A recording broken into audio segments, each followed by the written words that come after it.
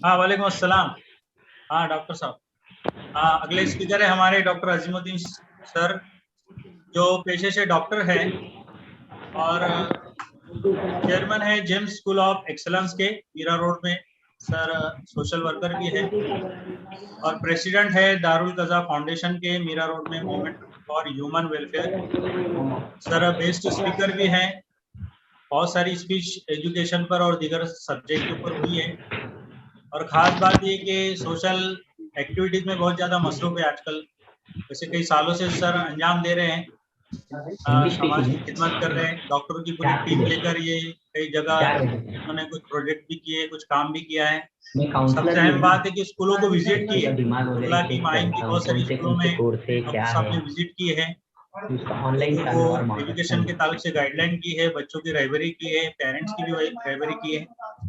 Doctor साहब आपका बहुत बहुत इस्तकबाल है हमारे इस प्रोग्राम में, शुक्रिया। सेकंड राउंड शुक्रिया। टेबल एजुकेशन कॉन्फ्रेंस में। जी जी, बहुत बहुत हम शुक्रिया। चाहते हैं कि आप कुछ हमारी रहबरी करें, आपके ख्यालों का इजहार करें। डॉक्टर साहब कहने लगे कि मोटिवेशन जो है वो कितना अहम है एजुकेशन में, इसके ऊपर मैं बोलूँगा। डॉक्टर साहब आपसे जी दरख्वास्त है। जी, जरूर मैं शुरू करता हूँ। मैं चाहता था कि और स्पीकर्स के अगर माइक को म्यूट करते तो ज्यादा अच्छा होगा, चूंकि वो बीच बीच में उनकी आवाज भी आती है। मेरी गुजारिश है, आप कह दीजिए लोगों से। बिस्मिल्लाहिर्रहमानिर्रहीम। मेरी आवाज आ रही है?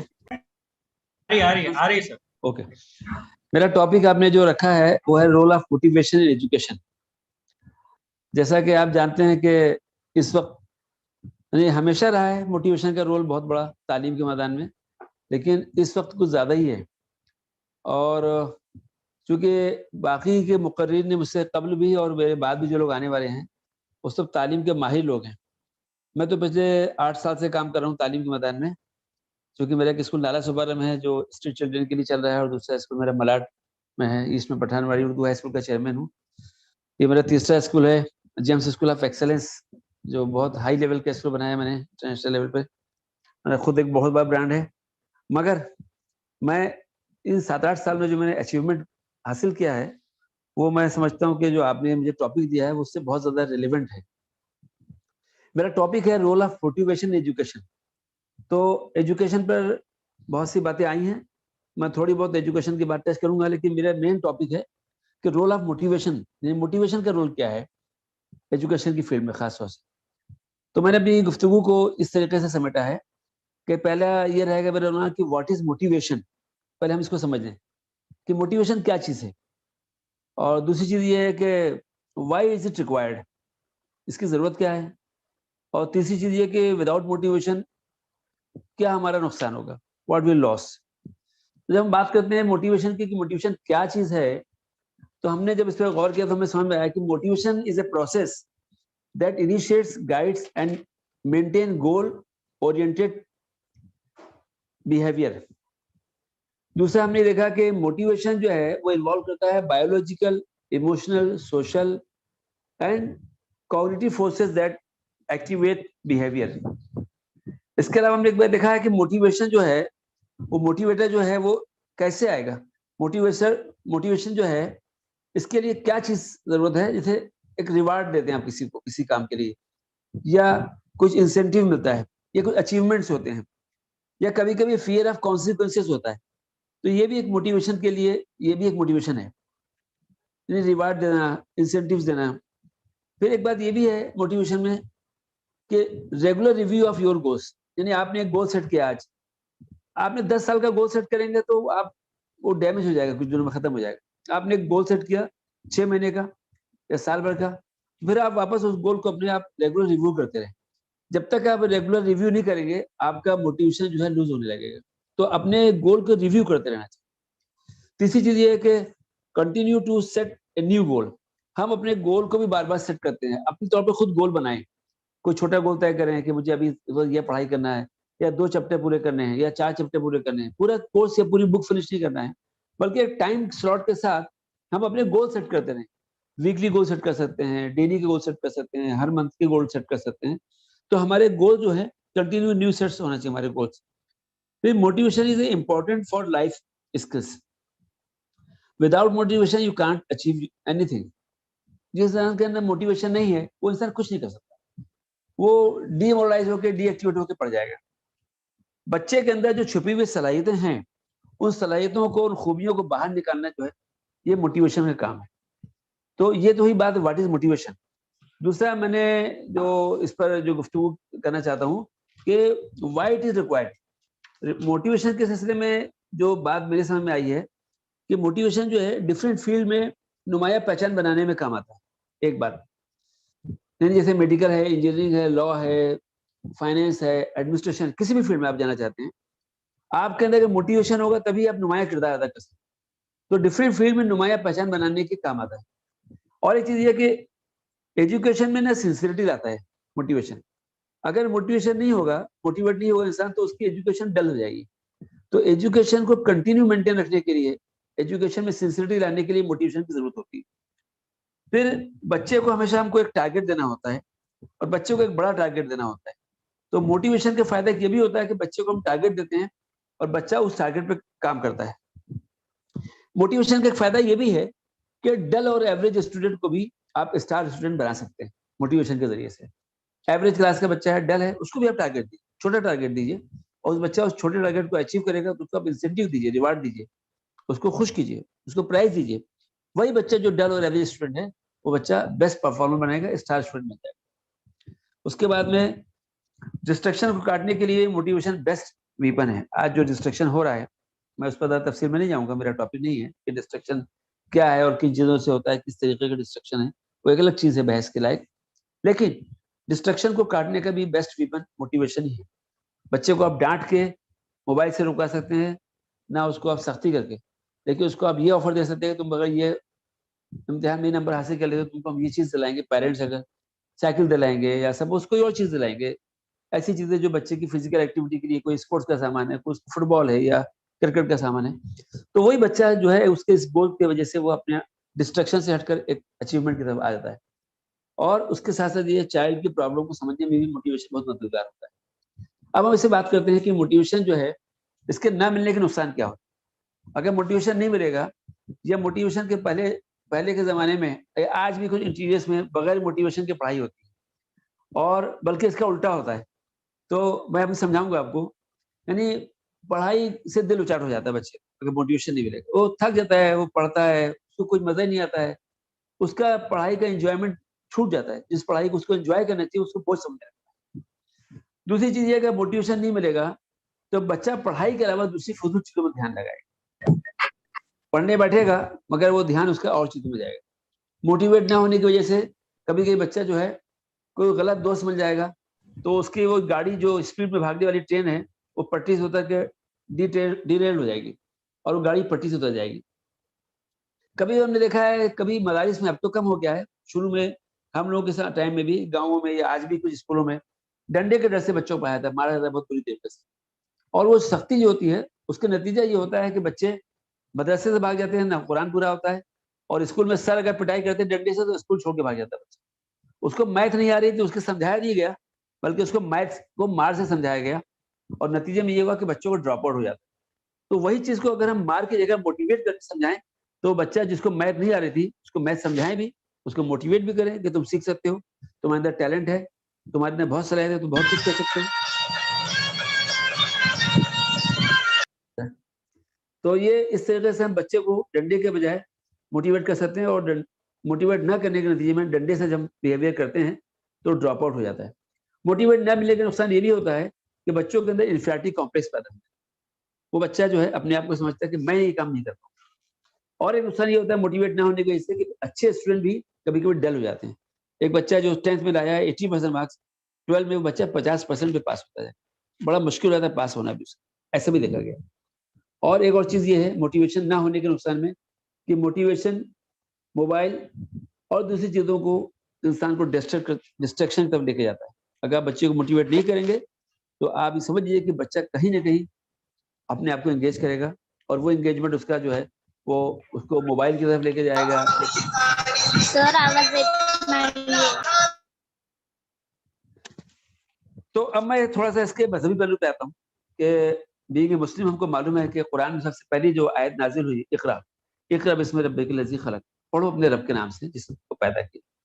यानी अल्लाह ताला ने जो तालीम दुनिया में उतारी, तो तालीम के साथ सबसे बड़ा मोटिवेशन अल्लाह ताला ने दिया कि पढ़ो, पढ़ो अपने रब के नाम के साथ। जब आप तालीम को रब के नाम के साथ जोड़ देते हैं, तो इंसान का जो मोटिवेशन का उरूज है, जिसको हम आम तौर से समझ नहीं पाएंगे, इसको समझने के लिए काफी लंबी गुफ्तगू होगी इक़रा बिस्मि रब्बिकल लज़ी खलक़ पर। लेकिन इतनी बात ये जरूर है कि हमको जहाँ दुनिया के तमाम लोगों ने स्टडी करके मोटिवेशन में बताया है, वहीं कुरान में हमको 1400 साल पहले हमारे नबी, प्यारे नबी मोहम्मद सल्लल्लाहु अलैहि वसल्लम ने हमको जो हमारे पास कुरान जो हमारे नबी ने हमारे जरिए पहुंचा है, नबी के जरिए से, कि हमको इक़रा जैसी आयत और इक़रा के जरिए से जो जहन खोलने की बात अल्लाह ताला ने कही है कि पढ़ो, पढ़ो अपने रब के नाम के साथ। यानी रब के नाम के अलावा जो तालीम है वो इंसान को कामयाब नहीं कर सकती, बर्बाद कर सकती। तो मैं ये चाहता हूँ कि एक की बात तो ये है कि तालीम के बारे में कि हमें खुद कुरान से भी रहनुमाई मिलती है, हमको काफी कुछ मोटिवेशन कुरान से मिल सकता है। लेकिन मैं अभी ज्यादा डीप में नहीं जाता हूँ, मैं इस पर आता हूँ कि मोटिवेशन के मरहल क्या होंगे। यानी अगर देखें तो बच्चा जो है माँ की गोद में जब होता है तो पहली दरसगाह वहाँ है। जैसे मुझे टॉपिक है मोटिवेशन द एजुकेशन, तो एजुकेशन का मोटिवेशन सबसे पहले जो उसका स्टेप है वो माँ की गोद है। बच्चा माँ की गोद में होता है तो माँ की गोद में बच्चे को जो तालीम, जो तरबियत, जो बच्चे को अच्छी आदतें सिखाना, कुछ माँ अपने बच्चे को गोद में ही उसको कुछ दुआएं याद करा देती है, कुछ कुरान सूरह फातिहा याद करा देती है, कुछ अच्छी सी कहानी सुना के, कुछ नसीहत आमेज बातें याद कर देती है। वो बातें बच्चे की जिंदगी में काम आती है। तो पहला मोटिवेशन का जो मरहला है वो उसकी माँ की गोद है।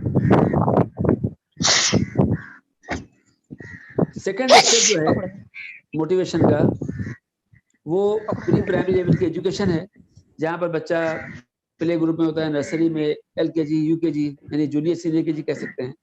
वहां पर बच्चा जो है खेल कूद के साथ तालीम हासिल, तो यहाँ पर बच्चे के लिए खेलना कूदना उसके लिए मोटिवेशन है। इसको अगर ये आदमी समझेगा कि खेल कूद है, तो ये खेल कूद नहीं सिर्फ, बल्कि खेलते कूदते हुए टीचर,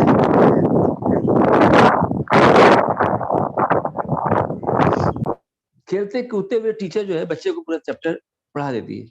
अभी हमने देखा हमारे स्कूल में बच्चे को अगर टीचर को कोई परी बनना है, परी का चैप्टर पढ़ाना है, तो टीचर बगैर परी का कॉस्ट्यूम बनाकर आती है, परी के जैसे चल के दिखाती है और बच्चे उसके साथ एंजॉय करते हैं। पूरे क्लासरूम के अंदर एयर कंडीशन क्लासरूम बैठ के बच्चे उसके साथ इतना इन्वॉल्व हो जाते हैं, बच्चे खो जाते हैं।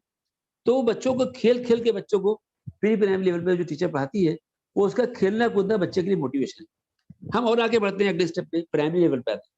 फर्स्ट स्टैंडर्ड से लेकर 7th स्टैंडर्ड तक हम जब देखते हैं तो बच्चा खेलता है और खेल के साथ थोड़ी पढ़ाई भी होती है और खेल खेल के साथ बच्चा मोटिवेट भी होता रहता है। वहाँ पर बच्चों को उसकी पढ़ाई के बारे में बात किया, थोड़ा उसकी हिम्मत अफजाई की जाती है। उसने बहुत अच्छा लिखा, उसने अच्छी पोएट्री सुना दी, उसने अच्छा सा एक एसे लिख दिया है, उसने क्वेश्चन के आंसर अच्छे दिए, उसको स्टार मिल गया। उस बच्चे को हमारे टीचरों ने भी ये भी किया कि ऑनलाइन पढ़ाई में भी हमने स्टार वगैरह दिए। उन्हें स्कूल अगर खुले हैं, बच्चे के छोटी सी चीज पर, एक एडिशन सब्सट्रैक्शन पर भी अगर उसने सही किया तो आप उसको मोटिवेट कीजिए, उसकी हिम्मत अफजाई कीजिए। तो ये जो प्राइमरी लेवल बच्चों को, यानी मैं मेरे मुराद प्राइमरी लेवल से फर्स्ट स्टैंडर्ड से लेकर 7th स्टैंडर्ड तक अगर बच्चे को छोटी छोटी उनकी सक्सेसफुल होने पर अगर हम उनको मोटिवेट करेंगे तो हम समझते हैं कि ये मोटिवेशन बच्चे को, ये उसको जो गिफ्ट देने का सिलसिला होगा या उसकी हिम्मत अफजाई करने का, या पूरे क्लास में खड़ा करके उस बच्चे के बारे में 2 लफ्ज बोल दिए टीचर ने तो बच्चा बहुत मोटिवेट हो जाता है। अगला स्टेप जो है, चौथा स्टेप, वो है सेकेंडरी स्कूल के लेवल है, जहाँ पर हम ये समझते हैं कि 8, 9, 10 लेवल पे जो पढ़ाई का मामला आता है। अब ये मैं बहुत नाजुक मरहले में दाखिल हो गया। ये मरहला ऐसा है पढ़ाई का जहाँ पर अब 2 रास्ते आते हैं। 7th है तो बच्चा आपके कंट्रोल में है, 8, 9, 10 के बाद से बच्चा आपके कंट्रोल में उतना नहीं रह जाता है। अब उसको 2 रास्ते दिखाई देते, एक कामयाबी का और एक नाकामी। एक में सक्सेस है और एक में वो फेल्योर है, एक में उसका मोटिवेशन है, एक में डिस्ट्रैक्शन है। वो बच्चा कमजोर अगर आया 7th तक मोटिवेट नहीं हुआ तो यहाँ पर चांसेस हैं कि वो बहाना बनाएगा, स्कूल गुल करेगा, बैग लेके जाएगा, कहाँ से कहाँ पहुंचेगा। और वही बच्चा अगर सही तरीके से उसको टीचर की ध्यान हो, पेरेंट्स का ध्यान हो और बच्चे को सही तरीके से उसको मोटिवेट किया जाए तो वो बच्चा इस उम्र में भी समझ सकता है। और ये बहुत नाजुक टाइम है। मैं समझता हूँ कि पूरे तालीमी मैदान को अगर आप देखें पहली क्लास से लेकर ग्रेजुएशन तक, तो ये 8, 9, 10th ये बड़ी नाजुक एज है। इस एज में बच्चा बहुत ज्यादा डिस्ट्रैक्ट होता है और इसी एज में बच्चे को आपने अगर संभाल लिया तो ये बच्चा स्टार्ट। तो यहाँ पर सबसे ज्यादा मोटिवेशन की जरूरत पड़ती है, और यहाँ पर हिम्मत अफजाई, बार बार बच्चे से बात करना, बार बार बच्चे को इन्वॉल्व करना, पेरेंट्स का, टीचर्स का, इसके लिए अच्छे से अलग से प्लानिंग करना चाहिए।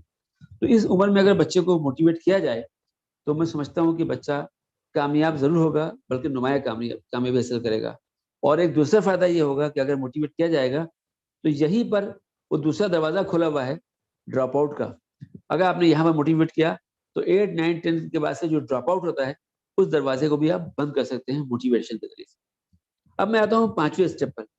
5वां स्टेप जो है वो हायर सेकेंडरी स्कूल है, कॉलेज है, यानी जहाँ पर बच्चे की पढ़ाई होती है, मोटिवेशन होता है, और यहाँ पर गोल सेटिंग होती है। क्यों बच्चा अभी मेडिकल लाइन में जा रहा है, इंजीनियरिंग में जा रहा है, यानी बच्चा अभी 10वीं पास करते ही उसका जहन तो बन गया पहले से, लेकिन अब ये होता है कि मुझे आईपीएस में जाना है, यूपीएससी करना है, मुझे लॉ में जाना है, मुझे बिजनेस में जाना है, मुझे फाइनेंस में जाना है, मुझे टीचिंग लाइन में जाना है। तो ये जो सारी फील्ड्स है बच्चे के लिए, ये बहुत सारी नई फील्ड्स अभी आई एजुकेशन। तो उन तमाम फील्ड्स में आने के लिए बच्चे को यहाँ पर मोटिवेशन ऐसा होगा यहाँ पर, उसके लिए गोल सेटिंग होगा। उसका गोल सेट करने के लिए पेरेंट्स को, टीचर्स को बहुत बड़ा रोल प्ले करना पड़ेगा। अगर इस वक्त बच्चे को सही गोल अपने सेट करके दे दिया और उसके लिए उसको मोटिवेट किया, तो मैं समझता हूँ कि बच्चा यकीनन कामयाब होगा। इसलिए कि अगर बिना गोल के बच्चा 12वीं बीए एमए कर रहा है, उसको पता ही नहीं मुझे क्या करना है, उसका कोई गोल सेट नहीं किया है, तो ये अल्टीमेटली इतना पढ़ा लिखा बच्चा भी, उसकी पढ़ाई लिखाई भी कुछ काम नहीं आएगी। वो समझ ही नहीं पा रहा मुझे क्या करना है, खाली पढ़ रहा है बस। तो गोल सेटिंग तो 8, 9, 10 से करना है, लेकिन एक्चुअल में आपको गोल जो है जिस पर आपको आगे बढ़ना है, वो रास्ता जो है वो आपका 10th के बाद शुरू होता है। तो यहाँ पर बच्चे को तालीम, मोटिवेशन और गोल सेटिंग, ये 3 चीज करना होगी। 8, 9, 10 में तालीम और मोटिवेशन है, और 10th, 11th, 12th, 10th के बाद 10 से शुरू हो जाएगा तालीम, मोटिवेशन और गोल सेटिंग। जब गोल सेटिंग होगी तो जाहिर सी बात है बच्चा अपने गोल पे आगे बढ़ेगा। वो गोल को आपको बार बार उसको एक्टिवेट करना पड़ेगा। तुम्हारा गोल इतना बड़ा है, तुमको अगर रेमानी 30 में आना है, तुमको अगर जेई एडवांस निकालना है, तुमको अगर एमबीबीएस का निकालना है, एम्स में जाना है, तुमको कमिश्नर कलेक्टर बनना है, ये सब बातें दिखाना पड़ेंगी, ऐसे वीडियोस दिखाना पड़ेंगे, ऐसे प्रोग्राम्स, ऐसे लेक्चर्स ऑर्गेनाइज करने पड़ेंगे।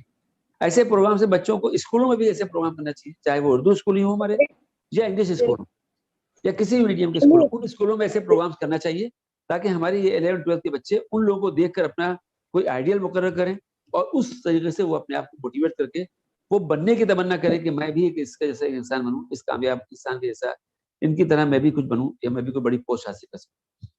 और जब हम इन बच्चों को तालीम देंगे सही डायरेक्शन पे, इनको मोटिवेट करते हुए लेकर आएंगे, बचपन से उनकी कमियों पर तबसरा करने के बजाय उनकी खूबियों को बढ़ाएंगे, उनकी कमियों को नजरअंदाज करने के साथ साथ, ये बात सही है कि कमियों की करेक्शन करना पड़ेगा, कमियों को दूर करना पड़ेगा बगैर कहे, मगर कमियों को दूर करके आप उन बच्चों को मोटिवेट करेंगे। डॉक्टर साहब थोड़ा वक्त की कमी है, माफी चाहूंगा। यकीनन आप कामयाब हो जाएंगे। मेरी गुफ्तगू खत्म हो गई है, और मैं ये समझता हूँ कि हम इस तरीके से अपने गोल को हासिल कर सकते हैं, और ये कामयाबी हमारी मोटिवेशन की कामयाबी से हम दुनिया भी कामयाब कर सकते हैं, और इंशाल्लाह हमारी अगर सही तरीके से तरबियत की गई तो हम आखिरत भी कामयाब कर सकते हैं। शुक्रिया। वाखिर दावाना अल्हम्दुलिल्लाहि रब्बिल आलमीन।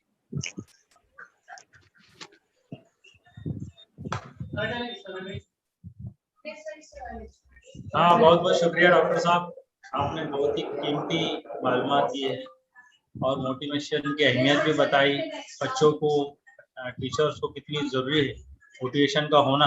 वैसे तो आजकल हर काम में मोटिवेशन होना, अगर मोटिवेशन नहीं है तो इंसान काम ही ना करे, और अगर करेगा भी तो वो ऐसे नहीं करेगा जैसे करना चाहिए, बल्कि उसकी कैपेसिटी से कम काम करता है इंसान। फिर मोटिवेशन जब मिल जाता है तो बाद मरतबा बताया गया कि कैपेसिटी से ज़्यादा इंसान आगे बढ़ जाता है। बहुत बहुत शुक्रिया सर, आपने जो वक्त दिया अपना कीमती। अब आगे के प्रोग्राम के लिए मैं आवाज़ दे रहा हूँ हमारे कामले सर को कि वो आगे का प्रोग्राम आगे बढ़ाए।